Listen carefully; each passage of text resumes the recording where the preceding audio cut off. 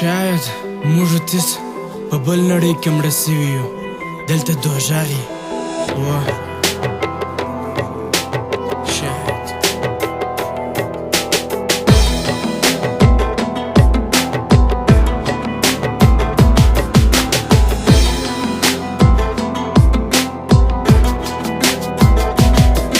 زودانه بم غواړم چې ځان ترې وتړم،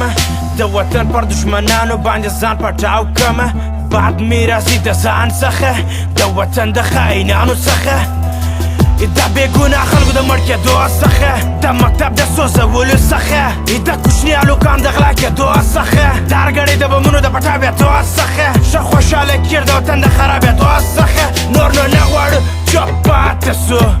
ورځ په ورځ وینې چې شاته سو. څوک لکه موږ بدبخته دی، څوک لکه موږ پر وطن یې ور بال دی، څوک لکه موږ خپل ور د لاسه ورکړی، د وطن دښمن وایي ظلم ظالمي ما کړی. څوک لکه موږ د مرګه نه بیریږي، څوک لکه موږ بېګناه خلک بندیان کېږي، څوک لکه موږ خپل ګرده کورنۍ د لاسه ورکړی، کم یو ځان په دار وهلی، څوک لکه موږ په پټاو کې مړ سوی، څوک لکه موږ په جنګ کې مښتی، څوک لکه موږ خپل یو لاسه د لاسه ورکړی، کم یو ځان ته ور اچولی، څوک لکه موږ د دونه غیرت کړی، د مجاز رپونه په د غږ څشک ویلی. د شپې او د ورځې پټاونه کېږي، ورځ په ورځ هېواد مو خرابېږي، د یتیمان حق مو غاړې تولېږي، د هر خنډ حساب جواب کېږي. د شپې او د ورځې پټاونه کېږي، ورځ په ورځ هېواد مو خرابېږي، د یتیمان حق مو غاړې تولېږي، د هر خنډ حساب جواب کېږي.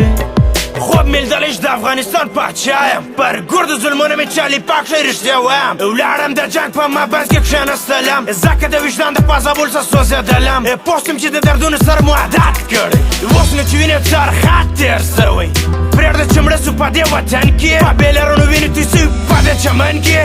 زه د ځان څخه خپل مظلومه وطنوالو ته احترام غواړم، خو زه د دوی څه د هېڅ توقع نه لرم، همیشه خوشحالي غواړم، همیشه پاتې ده د ټپیان پوښتنې ته ځو، د بندیانو د غریبانو کومکو ته ځو، خو دا دنیا نامرده سوی، وینه یې په زړه کې وچ سوی، ظلم ظالمي غلا ډېر سوی، د همګای خوشحاله سم، وایم دا دنیا د دردونو دی، وایم د دې وطن څه ولاړ سم، خو بیا دا وطن د پیرانو دی، خپل وطنوال مو خپل وطن ته بلا سوي، نور نو حوصله مو تر سر تېر سوی، اوس نو وینې د ژوند د سم زړه مړ سوی، زموږ سربازانو ته هم درد ورغلی، ګرد وطنوال مو نورو وطنو ته تللی، ولا زموږ زړه هم د دې وطن څه مړ سوی، ولا زموږ زړه هم د دې وطن څه مړ سوی. د شپې او د ورځې پټاونه کېږي، ورځ په ورځ هېواد مو خرابېږي، د یتیمان حق مو غاړې تولېږي، د هر خنډ حساب جواب کېږي. د شپې او د ورځې پټاونه کېږي، ورځ په ورځ هېواد مو خرابېږي، د یتیمان حق مو غاړې تولېږي، د هر خنډ حساب جواب کېږي.